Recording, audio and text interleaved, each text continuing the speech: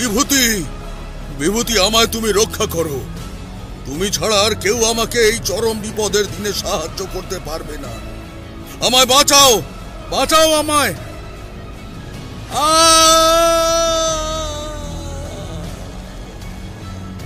এমন ভয়াবহ স্বপ্ন দেখে ঘুম থেকে চমকে উঠে বসেছি। মাথায় বিন্দু বিন্দু ঘাম জমেছে, বুকটা এখনো ধরপড় করে কাঁপছে। এ কেমন স্বপ্ন দেখলাম? কেনই বা দেখলাম? আর এটা এটা তো গলা তো চেনা আমার। এটা এ তো ঠাকুর মশাইয়ের কণ্ঠস্বর। হায় ভগবান, ঠাকুর মশাই ঠিক আছেন তো? ভগবান, ভগবান, তুমি ঠাকুর মশাইকে রক্ষা করো। ভগবান, ভগবান, ঈশ্বর। ঠাকুর মশাই কি তাহলে সত্যি কোনো বিপদের দ্বারস্থ হয়ে স্বপ্নের মাধ্যমে কিছু বলবার চেষ্টা করছেন, নাকি এটা শুধুই আর 5টা আলাদা স্বপ্নের মতো অর্থহীন? কিন্তু কিন্তু সব স্বপ্নই কি অর্থহীন হয়? ঠাকুর মশাই তো বলেছিলেন, আমরা যা ঘুমের মধ্যে দেখি যে স্বপ্ন, তা অবচেতন মন আগে থেকেই আমাদের ভবিষ্যতের কিছু সংকেত দেওয়ার জন্য দেয়। তাহলে কি ঠাকুর মশাই সত্যি কোনো বিপদে? যে মানুষটা সবসময় মানুষকে বিপদের হাত থেকে রক্ষা করে এসেছেন, তিনি আজ নিজেই বিপদের সম্মুখীন হয়েছেন। হ্যাঁ, এসব কথা ভাবতে ভাবতেই আমি বিছানা ছেড়ে নামি। আর কোনোভাবেই বিছানায় শুয়ে থাকতে পারিনি। রাত শেষ হয়ে সূর্য উঠতে তখনও কিছুটা সময় বাকি আছে, তবে বাকি সময়টা বই পড়েই কাটিয়ে দেব। সকালে অফিস যাব, তারপর ফেরার পথে সোজা ঠাকুরমশাইয়ের বাড়িতে। ওর সাথে দেখা করতেই হবে। যতক্ষণ না পর্যন্ত নিজের চোখে ঠাকুরমশাইকে দেখতে পাচ্ছি, ততক্ষণ পর্যন্ত শান্তি হচ্ছে না। আর স্বপ্নের বিষয়ে কথা বলাটা জরুরি। এমনিতেই অনেকদিন হয়ে গেছে ঠাকুরমশাইয়ের বাড়িতে যাওয়া হয় না, তাই রবিবারের অপেক্ষাটা না করাই ভালো। আজ বৃহস্পতিবার। আজ কাজের থেকে ফেরার পথে কিশোরীর সাথে মেসে গিয়ে দেখা করব। তারপর রবিবার বিকেলে ঠাকুরমশাইয়ের বাড়ি মঠ লেনে যাওয়ার কথা বলবো। অফিসের কাজ সেরে আমি কিশোরীর মেসে গেলাম তার সাথে দেখা করতে। মেসে গিয়ে দেখি কিশোরী তখনও কাজ থেকে ফেরেনি। অগত্যা মেসের পাশের চায়ের দোকানে কিশোরীর জন্য অপেক্ষা করতে করতে চায়ের দোকানের বেঞ্চে বসে চা খাচ্ছি। কিছুক্ষণ পরই পেছন থেকে আওয়াজ এলো কিশোরীর। কি হে ভায়া বিভূতি, তুমি তো দেখছি ডুমুরের ফুল হয়ে গেছো। তাই এতদিন কোথায় ছিলে? আরে কিশোরী, কি সব বলছো? আমি কেন ডুমুরের ফুল হব? আসলে কাজের জন্য আমাকে ওই মাস দুয়ের জন্য বাইরে যেতে হয়েছিল। আর এতটাই তাড়াহুড়ো ছিল যে তোমাকে বা ঠাকুরমশাইকে কাউকে কিছু বলে যেতে পারিনি। আমি এসেছি এই 3-3 আগে। ক্ষমা করো ভাই। আচ্ছা, বেশ বেশ। তা বলো, এখন হঠাৎ এখানে এলে কেন? বন্ধুর কথা কি খুব মনে পড়ছিল নাকি? তুমি চা খাবে তো? তাহলে চা খেতে খেতেই কথা বলি না হয়? হ্যাঁ, চা অবশ্যই খাবো। তবে তোমায় দেখে এমন চিন্তিত মনে হচ্ছে কেন? কিছু সমস্যা হয়েছে নাকি? দাদা, বলছি 2 কাপ চা দিও। ঠিক আছে, বসু, দিচ্ছি। কি যে বলবো তোমায় কিশোরী, আমি কিছুই বুঝতে পারছি না। আসলে আজ ভোর রাতে আমি একটা আজব স্বপ্ন দেখেছি ঠাকুরমশাইকে নিয়ে। সেটাকে নিয়েই একটু চিন্তায় আছি। স্বপ্নটা কি শুধুই স্বপ্ন নাকি কোনো সংকেত সেটা জানি না। তাই এই ব্যাপারে যতক্ষণ না পর্যন্ত ঠাকুরমশাইয়ের সাথে কথা বলতে পারছি, ততক্ষণ পর্যন্ত শান্তি পাচ্ছি না, বুঝলে? তাই তো গেছিলাম তোমার মেসে। তুমি এখন আমার সাথে বটলেন যাবে? তুমি কি এমন স্বপ্ন দেখেছো যে এখনই যেতে চাইছো? এক কাজ করো, এখন তো অনেকটাই দেরি হয়ে গেছে, প্রায় 7টা বাজে। আমরা বরং রবিবার বিকেলে যাব। না, আমি এখনই যাব। তুমি না গেলে আমি একাই যাব। রবিবারের অপেক্ষা আমি করতে পারবো না। এই কি হয়েছে একটু খুলে বলো তো ভায়া, এমন হেয়ালি করো না। আর একটা সামান্য স্বপ্নের জন্য তুমি এমন বাচ্চাদের মতো করবে, সেইটা আমি ভাবতেই পারছি না। শোনো কিশোরী, তুমি সবসময় ঠাকুরমশাইয়ের বলা কাহিনীগুলো নিয়ে মজা করো। আমি তোমায় কখনোই কিছু বলি না, তবে এটা কোনোই মজার কথা নয়। তুমি বিশ্বাস করতে না চাইলে করো না, কিন্তু তোমার অবিশ্বাসের জন্য অন্যকে অপমান করা, এইটা কিন্তু তোমার উচিত নয় ভাই। আরে বিভূতি ভাই, রাগ করো না। তুমি তো জানোই আমি কেমন। ক্ষমা করে দাও ভাই। চলো তাহলে আর বেশি দেরি না করে রওনা দেওয়া যাক। মঠ লেনের উদ্দেশ্যে যখন যেতেই হবে, তখন বেরিয়েই পড়ি। আমি চায়ের টাকা মিটিয়ে দিয়ে ঠাকুরমশাইয়ের জন্য এক প্যাকেট পাসিং শো সিগারেট কিনে নিজের জামার পকেটে রাখলাম।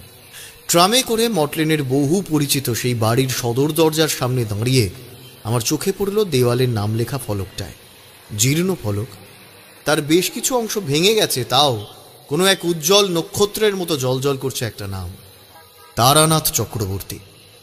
নামটা দেখে আমি কিছু ভাবছিলাম, এমন সময় কিশোরী দরজায় জোরে কড়া নাড়াতে আমি একটু চমকে উঠলাম। আমার চমকে ওঠাটা কিশোরী দেখতে পেয়েছে আর আমাকে কিছু একটা বলতে যাবে, এমন সময় দরজা খুলছে দেখে কিশোরী চুপ করে যায়। দরজার উপরে ঠাকুরমশাইয়ের ছোট্ট মেয়ে চারি।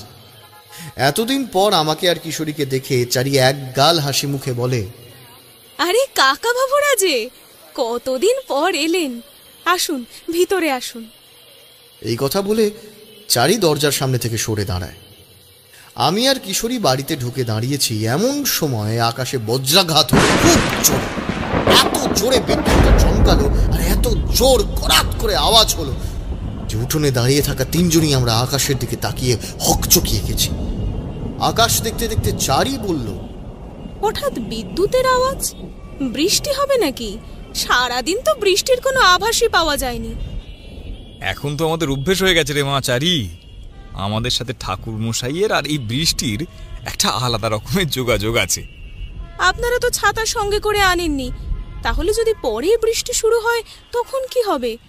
তাহলে তো আপনারা ভিজে যাবেন।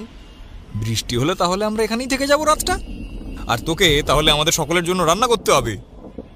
মা চারি, তুমি চিন্তা করো না, আমি ঠিক বাড়ি ফিরে যাব। তুমি একটু ঠাকুর মশাইকে ডেকে দাও, আমার কিছু দরকারি কথা আছে। কিশোরী বুঝতে পারলো যে আমার আসলে এই কথাবার্তাগুলো ভালো লাগছিল না, বরং আমি বিরক্তই হচ্ছিলাম। তাই কিশোরী চুপ থাকাটাই শ্রেয় মনে করলো, কিছু বলল না। আপনারা দাওয়াতে বসুন, বাবা মশাই সন্ধ্যা আরতি করছেন, সেটা শেষ হলে তিনি আসবেন। আমি গিয়ে জানিয়ে দিচ্ছি যে আপনারা এসেছেন। আচ্ছা ঠিক আছে। আমি এগিয়ে গেলাম দাওয়ার দিকে, পিছন পিছন এলো কিশোরী। মিনিট 10 পর ঠাকুরমশাই দাওয়াতে এসে দেখেন আমরা দুজনে চুপ করে বসে আছি। কি হে বিভূতি আর কিশোরী, এত চুপ কেন তোমরা? ঠাকুরমশাইয়ের আওয়াজে আমি ঠাকুরমশাইয়ের দিকে তাকাতেই আমার মনটা কেমন যেন করে উঠল। ঠাকুরমশাই, আপনি ঠিক আছেন তো? হ্যাঁ, আমি তো ঠিকই আছি, আমার আবার কি হবে? তবে তুমি আমার জন্য এত ভাবছো দেখে সত্যি ভালো লাগলো আমার। আমি তো ভাবতাম এই পৃথিবীতে আমার বোধ হয় শুধু চারি ছাড়া কিছু নেই। তবে এখন জানি যে তোমরা আছো, তোমরাই আমার পরম বন্ধু এই শেষ জীবনে। আর আমার অনুপস্থিতিতে তোমরা নিশ্চয়ই চারির খেয়াল রাখবে, এইটা ভেবে আমি খুব শান্তি পাই। না না ঠাকুরমশাই, আপনি কি বলছেন? আপনার কেন কিছু হবে? আপনিও সুস্থ থাকবেন আর সব ঠিক থাকবে। আচ্ছা আচ্ছা, বেশ বেশ, এই তর্কে এখন নামলে অনেক সময় লাগবে। তা বলো, হঠাৎ তোমরা এতদিন পরে এই সময় এলে যে, তোমাদের সব ঠিক আছে তো? না ঠাকুর মশাই, কিচ্ছু ঠিক নেই। বিভূতি কি সমস্ত ভুলভাল বলছে, একটু শুনুন তো কি বলছে। কি হয়েছে বিভূতি? তোমাকে দেখে মনে হচ্ছে তুমি খুব চিন্তিত কোনো বিষয় নিয়ে। বলে বলো আমায় কি হয়েছে। ঠাকুরমশাই, আমি ভোর রাতে খুব বাজে একটা স্বপ্ন দেখেছি, আর সেটা নিয়ে আমি খুব চিন্তিত। কি স্বপ্ন দেখেছো খুলে বলো, না হলে কিন্তু আমি কিছু বুঝে উঠতে পারছি না। আমি স্বপ্নে শুনতে পেলাম কেউ আমায় বলছে, বিভূতি আমায় বাঁচাও, আমায় এই বিপদের দিনে একমাত্র তুমি এমন একজন যে আমায় রক্ষা করতে পারবে। আমি ধরফর করে ঘুম থেকে উঠি, তারপর নিজেকে কিছুটা প্রকৃতিস্থ করে আমি মনে করি যে গলার আওয়াজটা আমি শুনছিলাম সেটা আমি কার শুনছিলাম, আর তখন আমি বুঝতে পারলাম সেটা অন্য কারণ নয়, সেটা আপনার। হ্যাঁ ঠাকুরমশাই, আমি আপনার আওয়াজই শুনেছি। আর স্বপ্নটা দেখার পর থেকেই আমার খুব ভয় হচ্ছিল, তাই আমি আজ ছুটে এসেছি আপনার কাছে। ঠাকুরমশাই আমার কথা শুনে চুপ করে রইলেন। ঠাকুরমশাই কিছু বলছেন না দেখে কিশোরী আমাকে ইশারায় বলল আমার পকেটে থাকা পাসিং শোয়ের প্যাকেটটা যেন ঠাকুরমশাইয়ের হাতে তুলে দিই। কিশোরীর কথা মতো আমি পকেট থেকে সিগারেটের প্যাকেটটা বের করে ঠাকুরমশাইয়ের সামনে তুলে ধরলাম। ঠাকুরমশাই একটু সামান্য হেসে প্যাকেটটা হাতে নিয়ে পাশে রেখে দিলেন। আজ তিনি সিগারেট ধরালেন না, আর তার কাছে গড়গড়াও নেই আজ। আমি জিজ্ঞাসা করলাম, ঠাকুরমশাই আমি এরকম স্বপ্ন কেন দেখলাম? এই স্বপ্নের সঙ্গে কি সত্যি বাস্তবের কোনো মিল আছে, নাকি এটা আমার সাধারণ স্বপ্ন মাত্র? দয়া করে আমাকে বলুন, তা না হলে আমি যে ভাবতে ভাবতে আমি যে পাগল হয়ে যাবো, আমার মাথা কাজ করছে না।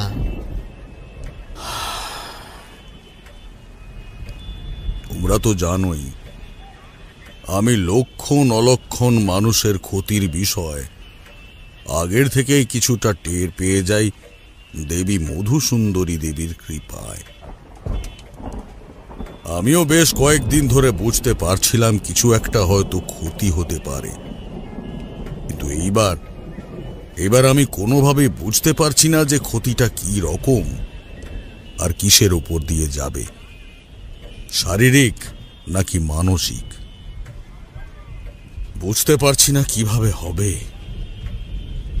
আমি ধ্যান করে জানার অনেক চেষ্টা করেছি, মধুসুন্দরী দেবীর শরণাপন্ন হওয়ার চেষ্টাও করেছি, কিন্তু দেবী আমায় দর্শন দেননি, আমায় কোনো রাস্তাও দেখাননি। আমি বুঝতে পারছি না যে আমার কি ক্ষতি হতে চলেছে, তবে কিছু একটা যে ঘটবে অবশ্যই, আর তার আঁচ তুমিও পেয়েছো তোমার স্বপ্নে।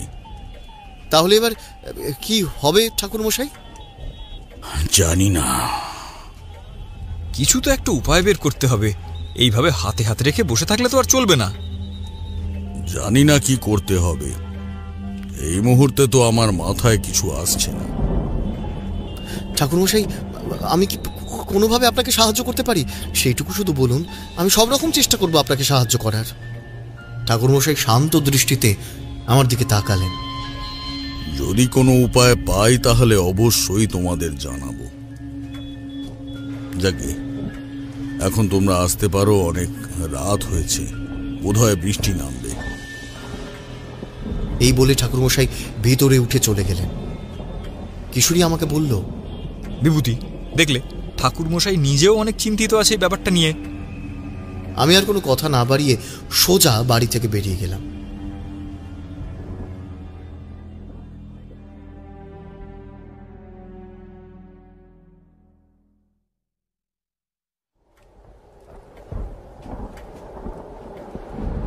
রাতের বেলা আমি খাওয়া শেষ করে আমার স্টাডি টেবিলের সামনে রাখা চেয়ারে বসে বাইরের জানালা দিয়ে বাইরের ঝোড়ো হাওয়ায় গাছের উদ্যম নাচ দেখছিলাম। হঠাৎ আমার মনে পড়ে গেল ঠাকুরমশাই অনেকদিন আমাকে একটা পুঁথি দিয়েছিলেন। এই ব্যাপারে যদিও কিশোরী কিছু জানে না। আমি চট করে চেয়ার ছেড়ে উঠে ওই বই রাখার সেলফের দিকে এগিয়ে গেলাম ওই পুঁথিটা খুঁজতে। কিছুক্ষণ পর সেই পুঁথিটি হাতে নিতেই আমার মনে পড়ে গেল সেই দিনের কাহিনী, যখন ঠাকুরমশাই আমাকে এই পুঁথিটি হাতে দিয়েছিলেন। সেই দিন খুব বৃষ্টি হচ্ছিল। কিশোরী অফিসের কাজের জন্য শহরের বাইরে গিয়েছিল সপ্তাহ 2 জন্য। বাড়িতে একা বসে থাকতে থাকতে ভালো না লাগায় আমি ছাতা নিয়ে এই ঝড় বৃষ্টির মধ্যে পৌঁছে গেছিলাম ঠাকুরমশাইয়ের বাড়িতে। বাড়ির সামনে পৌঁছতেই সদরে কড়া নাড়ার কিছু সময়ের মধ্যে ঠাকুরমশাইয়ের মেয়ে চারি এসে দরজা খুলে দিল। দরজা খুলেই চারি আমাকে সামনে দেখে আশ্চর্য হয়ে বলল, এ কি কাকাবাবু, আপনি এত ঝড় বৃষ্টিতে এসেছেন? ঠাকুরমশাইয়ের বাড়িতে আসার সময় তেলে ভাজার দোকান থেকে আনা গরম গরম বেগুনি আর আলুর চপের ঠোঙাটা চারির হাতে দিয়ে আমি বললাম, হ্যাঁ চলে এলাম আর কি। ঘরে একা বসে মন টিকছিল না, তাই ভাবলাম একটু ঘুরেই আসি ঠাকুরমশাইয়ের বাড়ি থেকে। তাহলে অন্তত বেশ কিছুক্ষণ কথা তো বলা যাবে, আর ঠাকুরমশাইয়ের নতুন কোনো গল্পও শোনা যাবে। সে তো ঠিক আছে, তবে এত ঝড় বৃষ্টির মধ্যে আবার তেলে ভাজা আনতে গেলেন আপনি? আরে বর্ষার মধ্যে তো তেলে ভাজা আর তোমার হাতের মুড়ি মাখা না হলে যে কোনোভাবেই গল্প জমবে না মা চারি। যাও যাও, তুমি ঘরে যাও, তারপর ঠাকুরমশাই আর আমার জন্য একটু মুড়ি মেখে নিয়ে এসো, আর সঙ্গে আদা দিয়ে কড়া করে চা বানিয়ে এনো। হ্যাঁ ঠিক আছে কাকাবাবু, আপনি ঘরে গিয়ে বসুন, আমি আপনার জন্য গামছা নিয়ে আসছি। তারপর আপনি হাত মুখ ভালো করে মুছে নিয়ে বাবা মশাইয়ের সাথে কথা বলুন। ততক্ষণে আমি চা আর মুড়ি মাখা নিয়ে আসছি। এই বলে চারি রান্নাঘরের দিকে চলে গেল। আমি দাওয়ায় এসে বসলাম। আমাকে দেখে ঠাকুরমশাই বললেন, আরে কি হে বিভূতি, এত ঝড় বৃষ্টিতে এখানে যে? আমি তো আশাই করিনি যে এত ঝড় বৃষ্টি মাথায় করে তুমি আমার সঙ্গে দেখা করতে আসবে। ঠাকুরমশাইয়ের কথার মাঝেই চারি একটা গামছা এনে দিয়েছে আমাকে। আমি হাত পা মুছতে মুছতে বললাম, হ্যাঁ কি আর বলবো বলুন ঠাকুরমশাই, আপনার প্রতি একটা আলাদাই আকর্ষণ কাজ করে। এখানে না আসলে যেন মনটা শান্তই হতে চায় না। জানেন তো, আপনাদের বাড়িতে একটা আলাদাই প্রশান্তি কাজ করে। এখানে আসলেই মনে হয় জীবনের অনেক সমস্যার সমাধান আমি এখান থেকেই পাবো। তাই তো বারবার ছুটে ছুটে আসি এখানে আর কি। তা তোমার বন্ধু কিশোরী এলো না যে, তার কি হলো? কিশোরী অফিসের কাজের জন্য সপ্তাহ 2 ওই শহরের বাইরে থাকবে, তাই আমি একাই এসেছি। কথাটা বলে আমি পকেট থেকে একটা পাসিং শো বের করে ঠাকুরমশাইয়ের হাতে তুলে দিলাম। আহা, আবার এই সব কেন কিনতে গেছো বলো তো? কি দরকার ছিল এত বৃষ্টির মধ্যে এসব আনার? ঠাকুরমশাই সিগারেটের প্যাকেটটা হাতে নিয়ে বেজায় খুশি হলেন। মুখে তিনি মানা করলেও ভালোই বোঝা যায় সেটা। তিনি মনে মনে খুশি হয়েছেন। আসলে তাকে উপহার দেওয়ার মতন কেউ তেমন নেই তো, শুধু আমি আর কিশোরী ছাড়া। আর এই পাসিং শোয়ের প্যাকেট আমি আর কিশোরী আমাদের গল্পের খোরাক মেটানোর জন্য ঠাকুরমশাইকে দক্ষিণা স্বরূপ দিয়ে থাকি। ঠাকুরমশাই আর আমি বসে কথা বলছিলাম, এমন সময়ে চারির পায়ের নুপুরের আওয়াজে দরজার বাইরে থেকে ঘরে ঢুকে চারি দুটো বড় জামবাটিতে ভালো করে তেল দিয়ে মুড়ি মেখে তাতে তেলে ভাজা দিয়ে আর 2 কাপে চা ভর্তি করে দিয়ে চলে গেল। আমি এক মুঠো মুড়ি মুখে পুরে বললাম, ঠাকুরমশাই আজকে আপনাকে গল্প বলতে হবে না। ঠাকুরমশাই আমার মুখে এই কথা শুনে একটু আশ্চর্য হয়ে বললেন, হঠাৎ তুমি গল্প শুনতে চাইছো না যে? কি ব্যাপার, বন্ধু আসেনি তাই জন্যে নাকি? হ্যাঁ না ঠাকুরমশাই, সেরকম কোনো ব্যাপার নয়। আজকে আমি গল্প শুনবো না বললাম, তার কারণ হচ্ছে আমার কয়েকটা কথা আপনাকে জানানো আছে। আসলে কিশোরী থাকলে ওসব মজা করে উড়িয়ে দেয়, ওর সামনে তো এসব কথা বলা যায় না। আজ সুযোগ পেয়েছি, আজই বলবো। আজ আপনাকে কিছু কথা মানে আমি আপনার থেকে জেনে নেবো। হ্যাঁ তা বেশ, তো বলো কি জানতে চাও। আমি যথাসাধ্য চেষ্টা করব তোমায় জানানো। আচ্ছা ঠাকুরমশাই, ধরুন আমার খুব কাছের কেউ বিপদে পড়েছে, আর তাকে সাহায্য করতে হলে কি করা উচিত হবে আমার? অথবা ধরুন কেউ চরম অসুস্থ হয়েছে, তাকে রোগমুক্ত করার জন্য আমি ঠিক কী করতে পারি? এই ধরনের কয়েকটা জিনিস। বুঝলাম। আচ্ছা, তুমি কিছুক্ষণ অপেক্ষা করো, আমি আসছি। ঠাকুরমশাইয়ের কথা শুনে আমি জিজ্ঞাসা করলাম, কোথায় যাচ্ছেন ঠাকুরমশাই? আরে রোসো হে বিভূতি, রোসো, আমি আসছি এক্ষুনি। মিনিট 5 পরে ঠাকুরমশাই হাতে করে একটা চটি বইয়ের মতো কিছু নিয়ে এসে আবার নিজের স্থানে বসে গেলেন। বইটি আমার দিকে এগিয়ে দিয়ে ঠাকুরমশাই বললেন, এই নাও, ধরো এটা। আমার প্রশ্নে ঠাকুরমশাই এমন একটা বই হাতে ধরিয়ে দেবেন, এইটা আমি কখনো কল্পনা করি। ঠাকুরমশাইয়ের হাত থেকে বইটা নিয়ে আমি বললাম, এটা কি ঠাকুরমশাই? এটা দিয়ে কি হবে? জানো তো, কথাতেই আছে, বিশ্বাসে মিলায় বস্তু, তর্কে বহু। এটাও এক বিশ্বাসের উপর ভিত্তি করে লেখা পুঁথি। এখানে আমাদের শাস্ত্রের বিভিন্ন দেবদেবীর বিভিন্ন শক্তিশালী মন্ত্র লেখা আছে। এই বইতে প্রত্যেকটা পরিস্থিতির জন্য কোনো মন্ত্র পাঠ করলে তুমি যদি সেই পরিস্থিতি থেকে রক্ষা পেতে পারো, সেটা তুমি পেয়ে যাবে। তবে হ্যাঁ, তোমাকে বিশ্বাস রাখতে হবে। চরম যদি বিশ্বাস থাকে মনে, তাহলে অবশ্যই এই মন্ত্র কাজ করবে। এটা কি ঠাকুরমশাই? আমি তো ভাবলাম আপনি আমায় কোনো মন্ত্র শেখাবেন, তা না করে আপনি আপনি আমাকে আবার পড়ার জন্য বই হাতে ধরিয়ে দিলেন। হ্যাঁ, পড়াশোনা তো সেই কোন যুগে শেষ করেছি, আর এসব করতে আবার ভালো লাগে। আরে বিভূতি, তোমার যে দীক্ষা হয়নি, আর দীক্ষা ছাড়া আমি তোমার মন্ত্র দিই কেমন করে বলো তো? আর এইসব মন্ত্র তোমায় রপ্ত করতে বহুদিন সময় লাগবে। তার চেয়ে ভালো তুমি এই পুঁথিতে থাকা কিছু মন্ত্র জপ করবে, তুমি ফল পাবে। আর আগে যা বললাম এখনো বলছি, বিশ্বাস সবার আগে দরকার। বিশ্বাস থাকলেই ফল পাবে, তা না হলে কিন্তু পাবে না। তুমি যদি সত্যি মন থেকে কারোর ভালো চাও আর তার জন্য মনের সম্পূর্ণ বিশ্বাস দিয়ে এই মন্ত্র জপ করতে থাকো সমস্ত রীতিনীতি মেনে, তাহলে তোমার ইচ্ছে অবশ্যই পূরণ হবে। ঠাকুরমশাইয়ের কথা বলা শেষ হতে না হতেই জোরে জোরে 3-4 বার বিদ্যুতের ঝলকানিতে প্রচণ্ড আওয়াজ হলো বাজ পড়া। বৃষ্টি বোধহয় আরও জোরে নামবে ঠাকুরমশাই। আজ তাহলে আমি আসি, আর এই পুঁথি দেওয়ার জন্য আপনাকে অসংখ্য ধন্যবাদ। এই বলে আমি তারানাথ তান্ত্রিককে প্রণাম করে বেরিয়ে গেলাম। হঠাৎ সেই দিনগুলোর কথা মনে পড়তে আমি পুঁথিটি খুলে বসলাম স্টাডি টেবিলে। পুঁথিটি খুলে আমি খুঁজতে থাকি ঠিক কোথায় লেখা আছে কারোর আকস্মিক বিপদ থেকে রক্ষা পাওয়ার উপায় আর নিয়মাবলী। বেশ কিছু সময় খোঁজার পর আমি খুঁজে পাই একটি মন্ত্র, মহাদেবের মহামৃত্যুঞ্জয় মন্ত্র। প্রতিদিন কারোর নামে সংকল্প করে ব্রাহ্ম মুহূর্তে স্নান করে পরিষ্কার বস্ত্র পরিধান করে মহাদেবকে স্মরণ করে এই মন্ত্র 108 বার করে 11 দিন পর্যন্ত জপ করবার নিয়ম লেখা আছে। জপ করবার সময় মন্দির অথবা নিজের বাড়ির ঠাকুর ঘরে মহাদেবের সামনে ঘি দিয়ে প্রদীপ জ্বালাতে হবে, আর এই প্রদীপটি টানা 11 দিন ধরে চলবে, নিভতে দেওয়া যাবে না। একে অখণ্ড জ্যোতি বলে। এর ফলে সমস্ত ঋণাত্মক শক্তির নাশ হয়।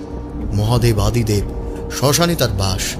তার আরাধনা কঠিন হলেও কেউ যদি মন থেকে তাকে স্মরণ করে তাহলে তিনি তার ভক্তের বিপদ দূর করেন। আর এই 11 দিন যাবৎ কি খাওয়া উচিত তাও লেখা আছে তাতে। এই ধরনের আরও অনেক তথ্য লেখা আছে ওই পাতায়। আমি ঠিক করি পরদিন অফিস থেকে ফেরার সময় সমস্ত দরকারি জিনিস নিয়ে আসব, আর তারপর দিন ভোরবেলায় উঠে সমস্ত নিয়ম মেনে আমি ঠাকুরমশাইয়ের নামে সংকল্প করে ব্রাহ্ম মুহূর্তে মহামৃত্যুঞ্জয় মন্ত্র জপ করব। দিনটা ছিল শুক্রবার।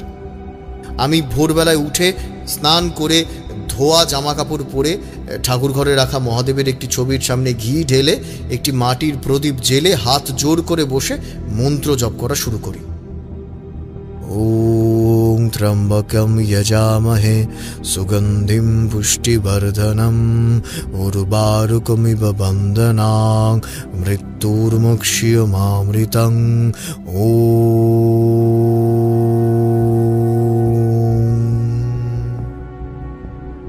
একবার, দুইবার আর বারবার এইভাবে মন্ত্র জপ করতে থাকি। এইভাবে টানা 11 দিন ধরে জপ করতে থাকি, আর সারা দিন ফলাহার করে রাতে দুধ সাবু খেয়ে শুয়ে পড়ি। এইভাবে 11 দিন ধরে ভগবানের কাছে মনোনিবেশ করে আমি শুধু ঠাকুরমশাইয়ের সুস্থতার কামনা করতে থাকি। দিন 14 পর আমি অফিস থেকে বাড়িতে ঢুকতে যাব, এমন সময় আমি দেখি আমার দরজার বাইরে দাঁড়িয়ে আছে কিশোরী। আরে কিশোরী যে, তা আজ হঠাৎ এখানে? আমার জীর্ণ শরীর দেখে কিশোরী বলল, তাই বিভূতি, তুমি কি এখনো সেই স্বপ্নটা নিয়ে চিন্তা করছো? এত চিন্তা করো না, এতে তোমার শরীরটা খারাপ হয়ে যাবে। দেখো তো চিন্তা করে করে কি হাল বানিয়েছো নিজের। আমি আসল কথাটা কিশোরীকে জানাতে চাইলাম না। আরে চলো ঘরের ভিতরে চলো, চা খেতে খেতে কথা বলা যাক। তারপর পকেট থেকে চাবি বের করে বাড়ির দরজা খুলে দুই বন্ধু ভিতরে এসে বসলাম আরাম করে। বিভূতি, তুমি ঠিক আছো তো? আমি কিশোরীর আসন্ন প্রশ্নের ঝড়ের আভাস পেয়ে কথাগুলো এড়িয়ে যাওয়ার চেষ্টা করলাম। হ্যাঁ হ্যাঁ, আরে আমি ঠিক আছি। আমার আবার কি হবে, আসলে কিছুদিন যাবৎ অফিসের কাজের জন্য রাত জাগতে হয়েছে, তো তাই শরীরটা একটু খারাপ লাগছে। এই তো কাল রবিবার ছুটি আছে, বেলা পর্যন্ত ঘুমোবো। আচ্ছা কিশোরী, তুমি চা খাবে? হ্যাঁ নিশ্চয়ই খাবো। আমি কিশোরীকে বসতে বলে চলে গেলাম চা বানাতে। তারপর চা খেতে খেতে বেশ অনেকটা সময় কিশোরী আর আমি গল্প করে ঠিক করলাম পরের দিন বিকালে ঠাকুরমশাইয়ের বাড়িতে যাব। এইসব কথা বলে কিশোরী চলে গেল। কিশোরীর চলে যাওয়াতে আমার যেন ধরে একটু প্রাণ ফিরে এলো।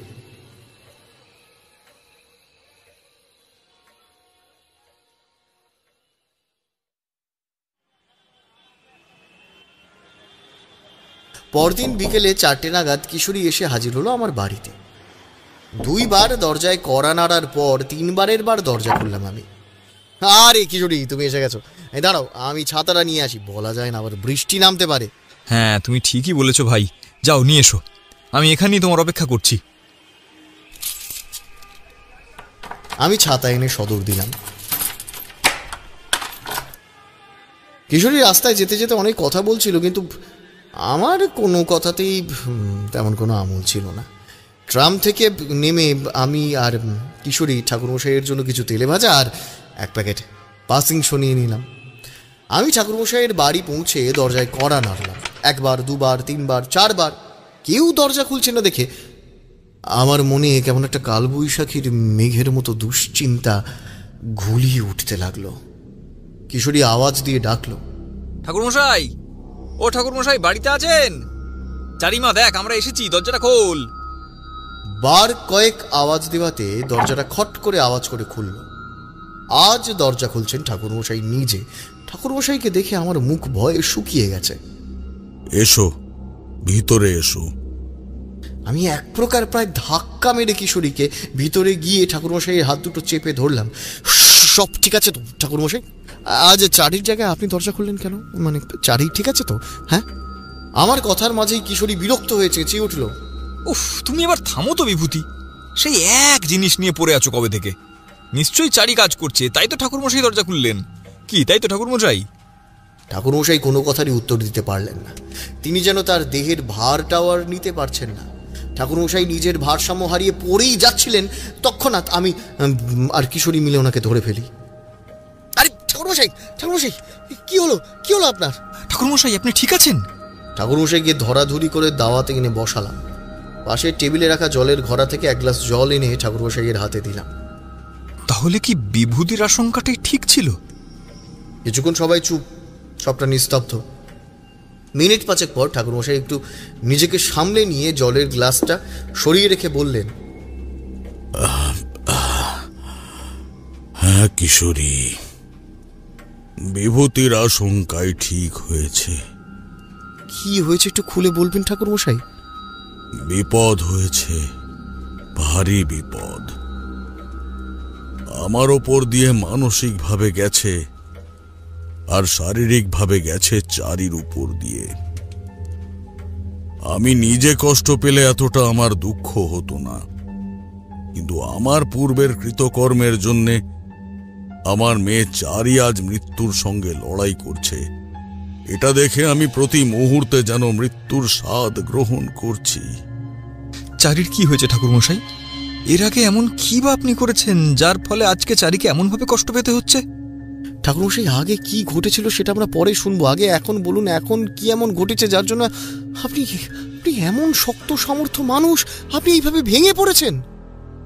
ঠাকুরমশাই ধরা গলায় বলতে শুরু করলেন, বেশ, তাহলে শোনো কি হয়েছে। তোমরা শেষ যেদিন এসেছিলে সেদিন খুব বৃষ্টি হচ্ছিল, সেটা তোমাদের নিশ্চয়ই মনে আছে। তোমরা বাড়ি যাবার পর আমি আর সেই রাতে কিছু না খেয়ে ধ্যানে বসি, আর চারিকে বলি সে যেন খেয়ে ঘুমিয়ে পড়ে। আমি সারা রাত ধ্যান করতে থাকি বিপদ কিরূপ হবে সেটা বোঝার জন্য। অনেক চেষ্টা করি বোঝার, কিন্তু কোনো ফল হয়নি। তাই আমি পুরোটাই ভগবানের হাতে ছেড়ে দিই। পরের দুটো দিন নির্বিঘ্নে কেটে যায়, কিন্তু সমস্যা হয় অমাবস্যার দিন রাতে। সেই দিন যে শুধু অমাবস্যা ছিল তা তো নয়, তার সঙ্গে সূর্যগ্রহণও ছিল। অর্থাৎ দিনটা কোনোভাবেই ভালো ছিল না। মনটা সকাল থেকেই কু ডাকছিল। আমি শুধু মনে মনে ভগবানের নাম জপ করে যাচ্ছিলাম। রাতে খাওয়া দাওয়া করে চারি ঘুমোতে চলে যায়, আর আমি ধ্যান করতে বসি। ধ্যান করছি কত সময় হয়েছে তা ঠিক জানি না, তবে ধ্যানের মধ্যেই হঠাৎ চারির আওয়াজ পেয়ে আমি চমকে উঠি। দৌড়ে যাই চারির ঘরে। গিয়ে দেখি মেয়েটা বিছানায় শুয়ে কেমন যেন ছটফট করছে। মনে হচ্ছে কোনো কিছু থেকে দৌড়ে পালানোর চেষ্টা করছে, কিন্তু তাতে অক্ষম হয়ে শুধু হাত পা নাড়িয়ে যাচ্ছে, আর মুখে অস্ফুটভাবে কি যে বলছে তা বোঝার কোনো উপায় নেই। তোমাদের আমি আগেই বলেছি, আমার মেয়ে চারি রূপে মধুসুন্দরী দেবী স্বয়ং এসেছেন। তাই এই বিপদ শুধু আমার মেয়ে চারির ওপর নয়, দেবীর ওপরও ছিল। আর তাই জন্যেই আমি দেবীর কাছে কোনো সাহায্য পাইনি। সেই দিন আমার জীবনের চরম পরীক্ষা ছিল। যে দেবী আমায় প্রতি মুহূর্তে রক্ষা করে এসেছেন, আজ তার বিপদে আমায় তাকে রক্ষা করতেই হবে। কিন্তু কেমন করে? যাকে দেখতে পাচ্ছি না, শুনতে পাচ্ছি না, অনুভব করতে পারছি না, তার সাথে এমন অন্ধযুদ্ধে কেমন করে লড়ব আমি? হায় ঈশ্বরে, তুমি আমায় কেমন শাস্তি দিলে? এইসব ভাবতে ভাবতেই হঠাৎ মনে পড়ে, এক সিদ্ধ পুরুষের থেকে আমি স্বপ্ন যাত্রা করতে শিখেছিলাম। এখন আমার কাছে এটাই একমাত্র রাস্তা চারিকে বাঁচানোর। আমি ঝটফট আবশ্যিক সামগ্রী জড়ো করে প্রক্রিয়াতে বসি। তবে তোমাদের সেসব প্রক্রিয়া বলা যাবে না। আমি ধ্যানে বসার কিছু সময় পরই আমার সূক্ষ্ম শরীর স্বপ্নযাত্রা শুরু করে। আমি যাই চারির স্বপ্নে। আচ্ছা ঠাকুরমশাই, আপনি কেমন করে বুঝলেন যে স্বপ্নযাত্রা করেই আপনি একমাত্র চারিকে রক্ষা করতে পারবেন? কিশোরীর কথা শুনে আমি ভাবলাম হয়তো ঠাকুরমশাই রেগে যাবেন, কিন্তু আমাকে আশ্চর্য করে দিয়ে ঠাকুরমশাই বললেন, দুটো কারণে। প্রথমটি ঘটে চারি ঘুমানোর পর, আর দ্বিতীয়, আমার আসন্ন বিপদ আমি ছাড়া একমাত্র বিভূতি জানতে পেরেছিল, সেটাও স্বপ্নের মধ্যে। তাই আমি স্বপ্ন যাত্রা করাটাই বেছে নিয়েছিলাম। এবার বাকিটা শুনো। চারির স্বপ্নে গিয়ে দেখি দূরে এক নিম্নমানের কাপালিক আমার চারিকে শ্মশানে এক শবের ওপর শুইয়ে রেখে তার ওপর তন্ত্রক্রিয়ার ব্যবহার করছে। আমি ছুটে যাই সেই দিকে, কিন্তু এ কি? এ যে এক অদৃশ্য দেওয়াল তোলা আছে ওই কাপালিক আর চারিকে ঘিরে। আমি পাগলের মতো অন্ধকারে এদিক ওদিক ছুটতে থাকি, কিন্তু কোনো ফল হয় না। আমি কিছু মন্ত্রের প্রয়োগ করি, কিন্তু ওই পাষণ্ড কাপালিকের শক্তি সেই মুহূর্তে তার চরম সীমাতে। আমি অসহায় হয়ে বসে পড়ি মাটিতে। অঝরে চোখ দিয়ে জল বেরোতে থাকে। আমি ভগবানকে বলতে থাকি, দয়া করো ঈশ্বর, তুমি আমার প্রাণ নিয়ে নাও, কিন্তু আমার ছোট্ট মেয়ে চারিকে এই বিপদ থেকে রক্ষা করো। আমি বারবার বলতে থাকি। ততক্ষণে ওই কাপালিক তার ক্রিয়ার শেষ পর্যায়ে এসে পড়ে। আমি বুঝতে পারি যে আর আমার কিচ্ছু করার নেই, এইবার সব শেষ। তখনই হঠাৎ শুনতে পাই কোথা থেকে যেন মহাকালের মহামৃত্যুঞ্জয় মন্ত্র শোনা যাচ্ছে। এই মন্ত্রের আওয়াজ ধীরে ধীরে বাড়তে থাকে। চারিদিক এতক্ষণ যেমন কালো হয়েছিল তা আস্তে আস্তে পরিষ্কার হচ্ছে, ঠিক যেন একসাথে শত শত প্রদীপ কেউ জ্বালাচ্ছে। এই মন্ত্রের আওয়াজ ওই কাপালিকের কান পর্যন্ত পৌঁছতেই সে চমকে ওঠে। সে তার ক্রিয়া সম্পন্ন করার আপ্রাণ চেষ্টা করতে থাকে, কিন্তু মন্ত্রের আওয়াজ তীব্র থেকে তীব্রতর হয়ে উঠতে থাকে। ওই নিষ্ঠুর কাপালিক চিৎকার করে কান বন্ধ করে ফেলে, তবুও তার ক্রিয়া বন্ধ করে না। এর ফলে তার বানানো অদৃশ্য দেওয়াল ভেঙে যায় খুব জোরে এক শব্দ করে। আমি মহাকালকে প্রণাম জানিয়ে এগিয়ে যাব, এমন সময় মাটিতে পায়ে হোঁচট খেয়ে আমি মাটিতে পড়ে যাই। কিসে পা আটকালো দেখতে গিয়ে দেখি এ তো মহাদেবের ত্রিশূল। আমি ঈশ্বরের ইশারা বুঝতে পেরে ওই ত্রিশূল হাতে তুলে আমি নিক্ষেপ করি ওই কাপালিকের উদ্দেশ্যে। ত্রিশূল গিয়ে কাপালিকের গলার এপার ওপার হয়ে যায়, আর তার সূক্ষ্ম শরীর নিমেষে ভস্ম হয়ে বাতাস মাতিয়ে ছড়িয়ে পড়ে। তবে তার আগের মুহূর্তে আমি তার চেহারা ভালো মতো দেখে নিতে পেরেছিলাম, আর চিনতেও পেরেছিলাম। তারপর আমি চারির সূক্ষ্ম শরীর নিয়ে ফিরে আসি। আজ প্রায় 10 দিন হয়ে গেছে, এখনো চারি পুরোপুরি সুস্থ হয়ে ওঠেনি। আরো সময় লাগবে। এই সূক্ষ্ম শরীরে স্বপ্নযাত্রা করা খুব কষ্টকর। তার ওপর ওকে তন্ত্রের দ্বারা আঘাত করা হয়েছে, তাই ওর সেরে উঠতে সময় লাগবে। ঠাকুরমশাই থামলেন, জলের গ্লাসটা হাতে নিয়ে এক নিঃশ্বাসে পুরো গ্লাস খালি করে পাশে রেখে দিলেন। আমি আর কিশোরী রুদ্ধশ্বাসে সবটা শুনছিলাম। আচ্ছা ঠাকুরমশাই, আপনি যে বললেন আপনি ওই কাপালিককে চিনতে পেরেছিলেন, তাহলে কে সেই কাপালিক? আপনি কেমন করে জানলেন তাকে? হ্যাঁ, আমি চিনতে পেরেছিলাম। অনেক বছর আগের কথা। তখন আমার ভবঘুরে জীবন। সেইবার আমি ঘুরতে ঘুরতে পৌঁছে যাই মালতীপুর গ্রামে। আমি যখন পৌঁছাই তখন রাত হয়ে গেছে, তাই রাতের বেলায় আস্তানার সন্ধান করলে রাতে জায়গাটার আশেপাশে দেখতে পাবো না। ফলে গ্রামের সাপখোপের উপদ্রবে সমস্যা হতে পারে ভেবে আমি গ্রামের এক গৃহস্থের বাড়িতে শুধু রাতটুকুর জন্য আশ্রয় চাইতে তাদের দরজায় কড়া নাড়ি। কিছু সময় পর গৃহকর্তা এসে দরজা খুলে বললেন, হ্যাঁ বলুন, কাকে চাই? আগে আমার নাম তারানাথ চক্রবর্তী। আমার কাউকে চাই না। আসলে আমি পথে পথে ঘুরে বেড়াই আর ঈশ্বরের নাম গান করি, আর রাতে কোনো গাছের তলায় অথবা মন্দিরে আশ্রয় নিই। এখন অনেকটা রাত হয়ে গেছে, আর সাপখোপের উপদ্রবে এখন অন্ধকারে জায়গা ঠিক করে না দেখে গাছের তলায় থাকাটা সিধে বিপদকে আমন্ত্রণ করা হবে। তাই যদি আজকের রাতটা আপনি আপনার বাড়িতে আশ্রয় দেন। এতটা বলতে বলতে গৃহস্বামী বললেন, আরে আসুন আসুন, আমার কি সৌভাগ্য যে ব্রাহ্মণ মানুষ এই গরিবের ভিটেতে পা রাখছে। আসুন চক্রবর্তী বাবু, আসুন। আগে আমার নাম দীনেশ পাকরাশি, আমার দুধের ব্যবসা আছে। আমাকে ভিতর বাড়িতে নিয়ে গিয়ে তিনি তার স্ত্রীকে ডেকে দিয়ে বললেন, এই কিছু খাবারের ব্যবস্থা করো এখনই, বাড়িতে ব্রাহ্মণ এসেছেন। কথা শেষ করে তিনি এক ঘটি জল এনে আমার পা ধুয়ে দেবার জন্যে পায়ে হাত দিয়েছেন। এমন সময় আমি পা সরিয়ে বললাম, আরে পাকরাশি বাবু, এ কি করছেন? দয়া করে পায়ে হাত দেবেন না। ঘটিটা আমায় দিন, আমি পা ধুয়ে নিচ্ছি। দয়া করে এইটুকু আমায় করতে দিন ঠাকুর, এতে যদি আমার কিছু পাপ ক্ষয় হয়। হ্যাঁ। এই বলে তিনি চোখের জল মুছতে লাগলেন।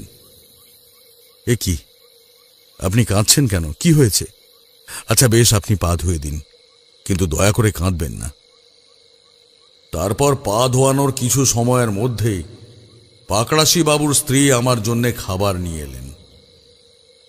ততক্ষণে পাকরাশি বাবু আমার জন্যে খাটিয়া পেতে আমায় বসিয়ে আমাকে পাখা দিয়ে বাতাস করতে শুরু করেছেন।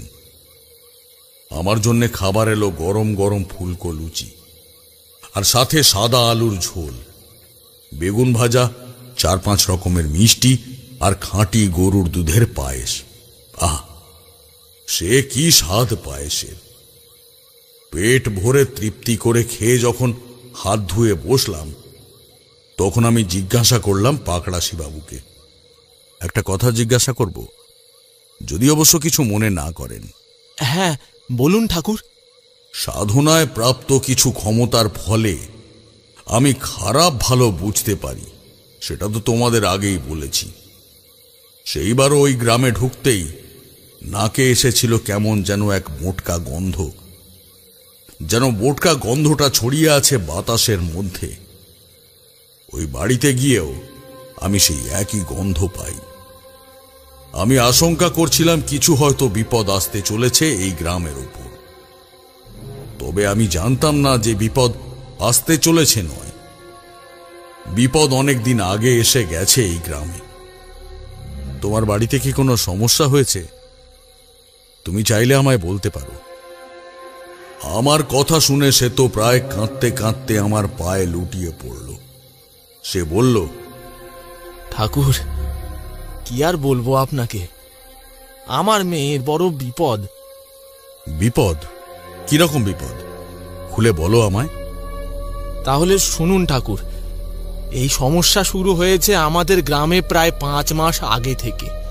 গত 5 মাস আগে একজন তান্ত্রিক মানুষ এসে আস্তানা গেড়েছিলেন আমাদের গ্রামের শেষের ওই পরিত্যক্ত মন্দিরে। তান্ত্রিক দেখে গ্রামের অনেকেই আস্তে আস্তে সেখানে যাওয়া শুরু করে তার কাছে হাত দেখাতে। কিছু কিছু মানুষের সমস্যা মিটেছে তার কথা শুনে, আর কিছু মানুষকে তিনি নিজেই বলে দিতেন যে তাদের সমস্যার কোনো সমাধান নেই। ফলে তার প্রতি মানুষের আকর্ষণ বাড়তেই থাকে। এমনই বেশ কিছুদিন চলার পর একদিন গ্রাম থেকে রাতে একটা মেয়ে নিখোঁজ হয়ে যায়। সেই দিনটা ছিল অমাবস্যা। তার কয়েকদিন পর মেয়েটির মৃতদেহ পাওয়া যায় শ্মশানে। এইভাবে পরপর 3 মাসে অমাবস্যার দিন করে 3টে মেয়ে মারা যাওয়ায় গ্রামে শোরগোল পড়ে যায়। তাই গ্রামের সবাই নজর রাখতে থাকে বাকি মেয়েদের উপর।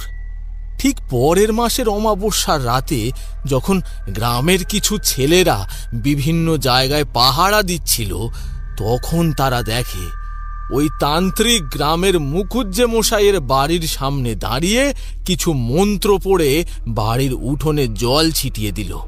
ফলে দরজা খুলে মেয়েটি মিনিট 5 মধ্যে বেরিয়ে এসে দাঁড়ায় ওই ওই ওই তান্ত্রিকের সামনে। গ্রামের ছেলেরা ওই তান্ত্রিককে হাতে নাতে ধরার জন্য ফন্দি বের করে। কিছু ছেলে ওই তান্ত্রিকের পিছু নেয়, আর বাকিরা গ্রামের লোক জড়ো করতে যায়। যখন সেই তান্ত্রিক ওই মেয়েটিকে শ্মশানে নিয়ে গিয়ে মরা পোড়ানোর আধজলা কাঠের তৈরি বেদির উপর শুইয়ে দেয় আর তারপর মন্ত্র জপ করা শুরু করে, তখন সবাই দল বেঁধে যায় সেই তান্ত্রিকের কাছে আর তাকে মারধর করে তাড়িয়ে দেয় গ্রাম থেকে। তারপর ওই মেয়েটিকে বাড়িতে ফিরত নিয়ে আসে। এতটুকু বলে পাকড়াশি বাবু একটু থামলেন, তারপর আবার বলতে শুরু করলেন। তান্ত্রিককে তাড়ানোর পর সবাই সব ঠিক হয়ে গেছে ভেবে শান্তিতে থাকতে শুরু করে। কিন্তু তাদের আবার চিন্তা বাড়ল যখন পরের অমাবস্যাতে সেই মুখুজ্জে বাড়ির মেয়েটিকে আর খুঁজে পাওয়া যাচ্ছে না। অনেক খোঁজার পরও তার খোঁজ মেলে না। তারপর সেই আগের মতোই 2-3 দিন পর মেয়েটির দেহ পাওয়া যায় শ্মশানে। তখন ওই তান্ত্রিককে অনেক খোঁজার চেষ্টা করা হয়েছে, কিন্তু তাকে আর খুঁজে পাওয়া যায়নি। সেই থেকেই আমরা সমস্ত গ্রামবাসী বিপদের মধ্যে আছি ঠাকুর মশাই। কথা শেষ করে পাকড়াশি বাবু চোখের জল ধুতির খুঁট দিয়ে মুছতে থাকেন। আমি সবটা শুনে বললাম, কাল তো অমাবস্যা। পাকড়াশি বাবু নিঃশব্দে মাথা হ্যাঁ বাচক ভঙ্গিতে ওপর নিচ দুবার নাড়ল। তখন আমি বললাম, আচ্ছা তুমি একটা কাজ করতে পারবে? হ্যাঁ বলুন। কাল সকালে তুমি ওই পোড়ো মন্দিরটার সামনে সবাইকে জমায়েত করতে পারবে? হ্যাঁ তা পারবো, তবে আপনি কি করবেন ঠাকুর মশাই? তুমি নিয়ে এসো, তারপর সব বলবো। যাও, এখন তুমি শুয়ে পড়ো, অনেক রাত হয়ে গেছে। চলুন আপনাকে আপনার ঘর দেখিয়ে দিই। না, তার প্রয়োজন হবে না। আমি খোলা আকাশের নিচে ঘুমোতে বেশি ভালোবাসি। তুমি যাও, ঘুমিয়ে পড়ো। পাকড়াশি বাবু তখন আমাকে একবার প্রণাম করে ঘরে চলে গেলেন।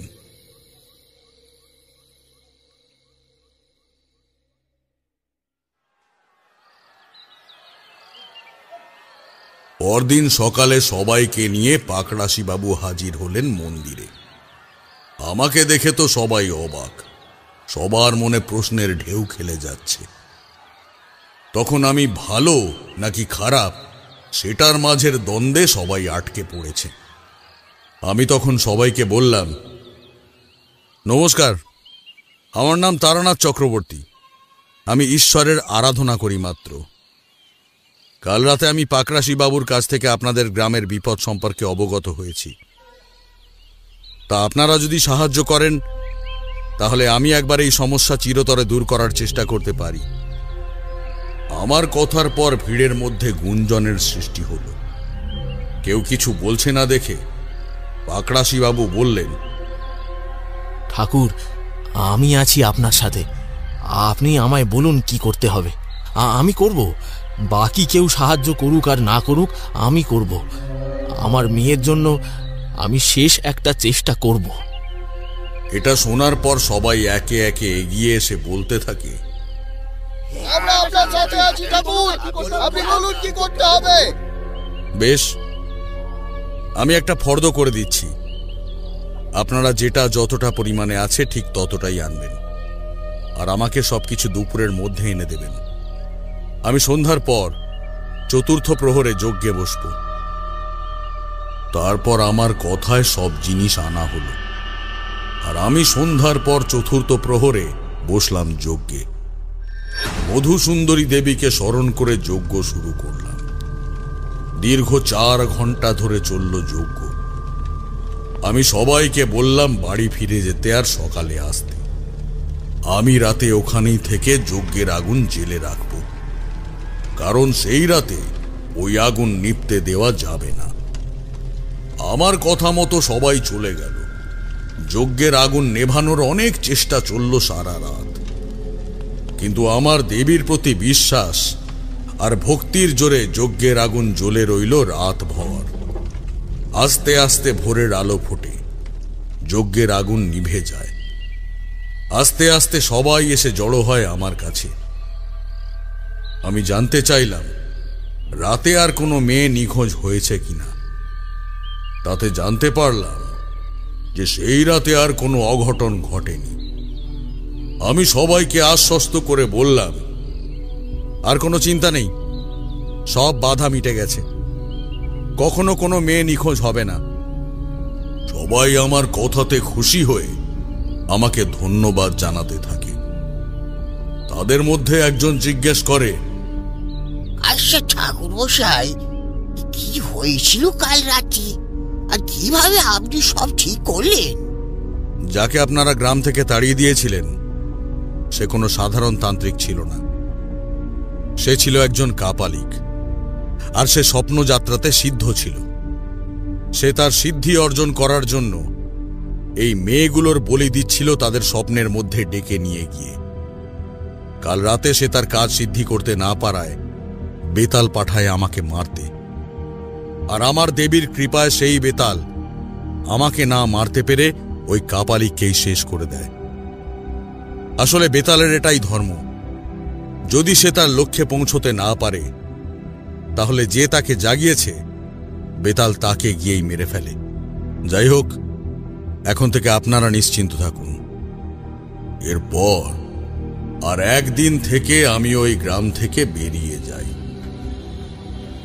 আর সেই কাপালিক এত বছর পর মারা যাওয়ার পর তার সিদ্ধির জোরে সূক্ষ্ম শরীরে আমার চারির স্বপ্নে এসে তাকে মারার চেষ্টা করে, শুধু আমার ওপর তার প্রতিশোধের আশায়। যাক, সব সমস্যা যে মিটেছে এটাই অনেক ঠাকুর মশাই। আচ্ছা, আজ আমরা চলি, আবার পরের সপ্তাহে আসবো। আশা করি ততদিনে চারিমা সুস্থ হয়ে যাবে। শেষে ঠাকুর মশাই একটু হেসে বললেন, সেই দিন আমার জন্য ওই মন্ত্র উচ্চারণ করা ব্যক্তিটির আওয়াজ আমি চিনতে পেরেছিলাম। হ্যাঁ, সেই আমি নিঃশব্দেই হাসলাম।